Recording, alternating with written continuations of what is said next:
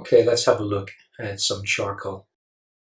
Charcoal is probably the most expressive medium we can work with in a dry media. It's very versatile. I like Coats, it's a good brand. You get what you pay for, really. Cheap charcoal can sometimes just barely make a mark on the page and be very gritty. This one is a beautiful smooth charcoal. And I like the thick sticks, although they don't look too thick, do they? But you should see the very thin ones. They're practically just pencil leads. So I break it into 3 pieces. Doesn't matter if they're uneven like that, as long as we're getting close to a 2 or 3 finger wide piece.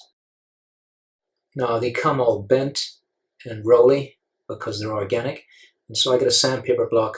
My first port of call is to shave down one side until it's completely flat and blow that charcoal away.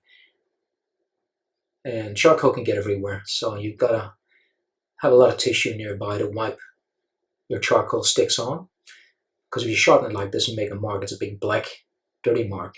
So you got to be careful of that if you're trying to make nice blends. So what I'm doing is tipping it up on its top and then on its side. So I'm trying to make a fountain pen sort of nib shape that's a bit square at the edge. So what I can do is then tip the charcoal up on its top and get a different mark. And so I've got one big broad mark and one smaller broad mark. So there's the big broad mark, and then there's the smaller shape. And then from the sides I'll chisel it in until it's like a very fine screwdriver, really. And it only takes a couple of seconds to sharpen a charcoal. It's not like a pencil. And I sharpen lots of these. There you go. There's the shape of it. And there's it from different sides. And right on its edge gives you a razor blade shape. Look at all those different shapes just from playing around with it. So once you've sharpened your charcoal, give it a wipe on some tissue. And now you're ready to go.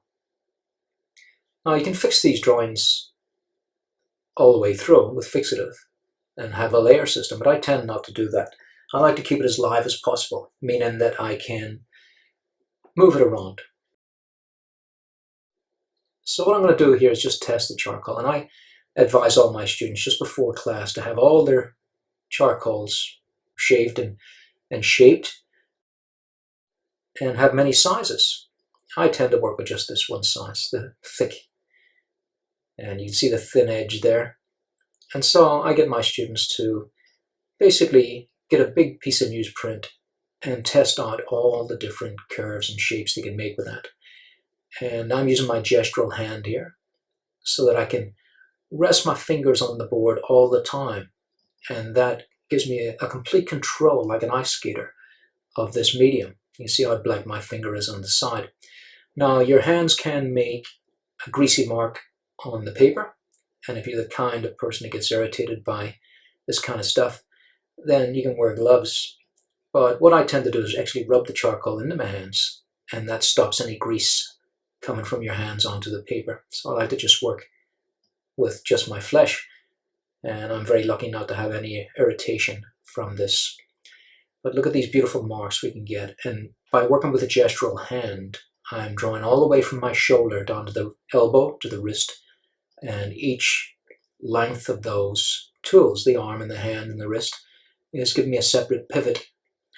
And so rather than the writing grip, which is what you sign your name with, we have complete versatility. I can almost get a ruler straight line by pulling down from my shoulder there, and I can roll this around in my thumb and finger, and I can go up and down and left and right. And you can see how many shapes we can get.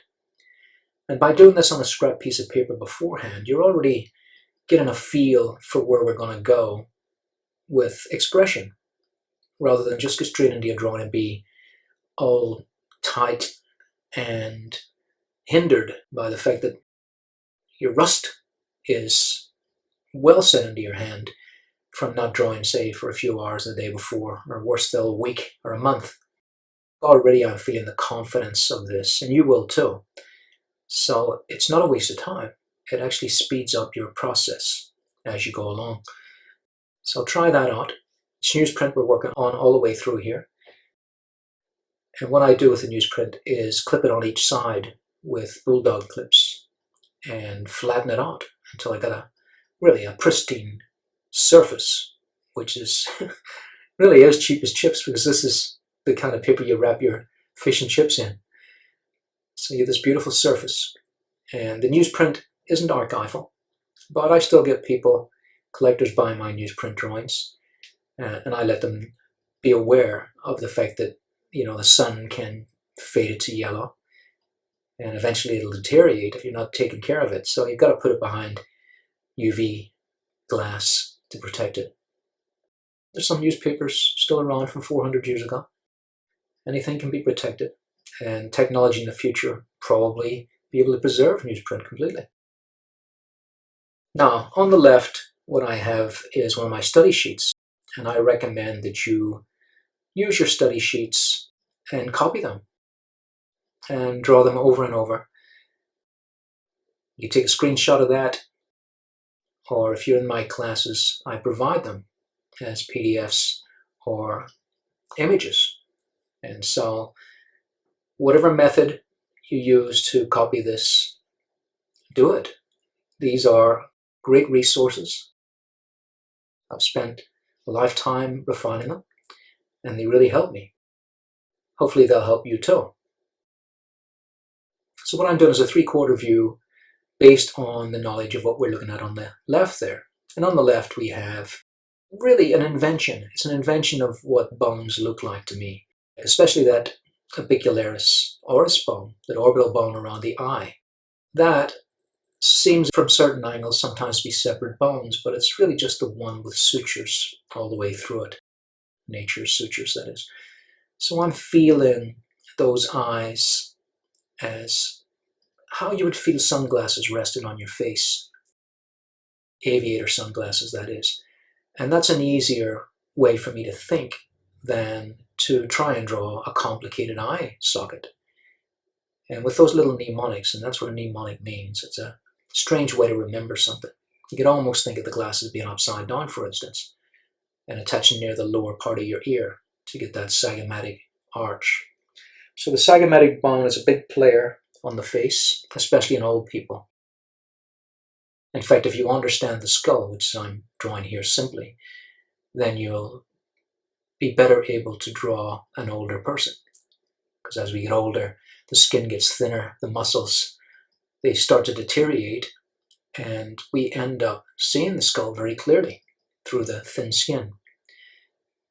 Atrophy in muscles begins earlier than we think, and so we start to see a very defined skull, especially on a man from as early as mid-30s. So let's take this in simple stages. I'm going to work from simple to complex throughout. So I'm working on the idea of these aviator sunglasses, and they're not they're not built that shape by accident. They're built to fit our orbital sockets. That's why they look so cool.